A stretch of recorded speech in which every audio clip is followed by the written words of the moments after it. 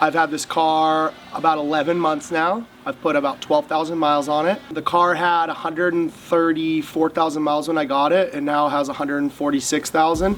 Since the last video, I've put about 8,000 to 9,000 on it.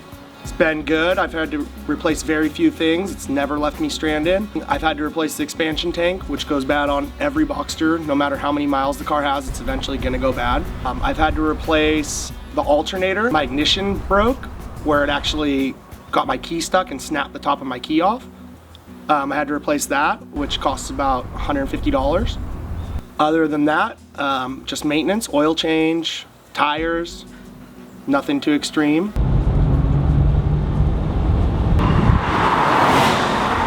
One of the updates I've done that's not mechanical has been just strictly appearance. I got headlights from a swap meet. They're the clear headlights instead of the ones that have the orange that came stock.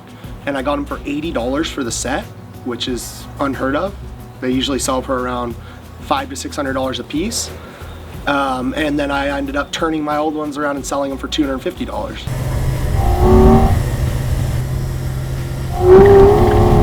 There are a couple problems that I haven't fixed yet that are gonna need attention soon. One being the rear motor mount, which is about $300 with parts and labor. And then also my starter, when I start it makes a kind of a squealing noise sometimes, which is gonna need replacing soon, which is also another $300. So other than that, if I get those two things fixed, the car will be running perfectly. There's nothing else that needs to be done, maybe a tune-up soon. This is my 5th Boxster, 3rd regular standard Boxster. I also had 2 Boxster S's, and then I also had a 996, which are all share similar parts and components. So what I can expect to fix on this in the near future, just from having had so many and knowing what breaks and what does not break, I can pretty much guarantee that I'm gonna have to replace the air oil separator. I'll know when it starts smoking when I start it. If it smokes for about 5 seconds and then stops, I'll know that that's coming. I will probably need to do a starter switch,